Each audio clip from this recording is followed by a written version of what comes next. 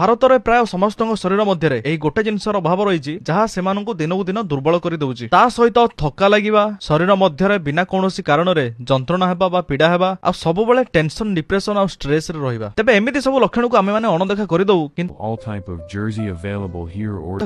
କିନ୍ତୁ ଆପଣମାନେ ମନେ ରଖନ୍ତୁ ଯେ ଏହା ଭିଟାମିନ ଡି ଅଭାବରୁ ମଧ୍ୟ ହୋଇପାରେ। ତେଣୁ ଆପଣମାନେ ପ୍ରଥମେ ଜାଣନ୍ତୁ ଯେ ନିଜ ମୋବାଇଲରେ କେମିତି ଆପଣମାନେ ଭିଟାମିନ ଡି ର ଅଭାବ ବା ଡେଫିସିଏନ୍ସିକୁ ଟେଷ୍ଟ କରିପାରିବେ। ଏଥିପାଇଁ ଆମେ ୟୁଜ୍ କରିବା ସନଫିଷ୍ଟ ମେରିଲାଇଟର ଚାଟବଟ୍। ମାତ୍ର 2 ମିନିଟ୍ ମଧ୍ୟରେ ଏହି ଚାଟବଟ୍ ଆପଣଙ୍କୁ କହିଦେବ ଯେ ଆପଣଙ୍କ ଶରୀର ମଧ୍ୟରେ ଭିଟାମିନ ଡି ର ଅଭାବ ଅଛି କି ନାହିଁ, ଏବଂ ନେକ୍ସଟ ଷ୍ଟେପ ଆପଣଙ୍କୁ ସେ ବତେଇଦେବ ଯେ ଆପଣ କଣ କରିବେ ଯାହା ଫଳରେ ଆପଣଙ୍କ ଶରୀର ମଧ୍ୟରେ ଭିଟାମିନ ଡି ର ଅଭାବ ପୂର୍ଣ୍ଣ ହୋଇଯିବ। ଯେମିତି କି ନମ୍ବର 1 ଆପଣମାନେ ବ୍ରେକଫାଷ୍ଟରେ ପ୍ରତିଦିନ ଅଣ୍ଡା ଖାଆନ୍ତୁ। ନମ୍ବର 2 ସପ୍ତାହକୁ 2 ରୁ 3 ଥର ଆପଣମାନେ ମାଛ ଖାଆନ୍ତୁ। ନମ୍ବର 3 ଆଉ ସକାଳର ଚା କଫି ବଦଳରେ ଆପଣମାନେ ସୂର୍ଯ୍ୟ କିରଣରେ 10 ରୁ 15 ମିନିଟ୍ ପର୍ଯ୍ୟନ୍ତ ବସନ୍ତୁ। ଯେ ବ୍ରେକଫାଷ୍ଟରେ ଆପଣମାନେ ସନଫିଷ୍ଟ ମେରିଲାଇଟର ବିସ୍କିଟକୁ ଆଡ୍ କରନ୍ତୁ ଯାହା ସମ୍ପୂର୍ଣ୍ଣ ଅଟାରେ ତିଆରି ହୋଇଥାଏ, ଆଉ ତା ସହିତ ଏଥିରେ ମଧ୍ୟ ଭିଟାମିନ ଡି ରହିଥାଏ। ତେବେ ମୋବାଇଲରେ ଆପଣମାନେ ଭିଟାମିନ ଡି ର ଟେଷ୍ଟ କରିବା ପାଇଁ କମେଣ୍ଟ କରନ୍ତୁ ସନଫିଷ୍ଟ, ଆପଣଙ୍କ DM ରେ ଲିଙ୍କଟା ପହଞ୍ଚିଯିବ।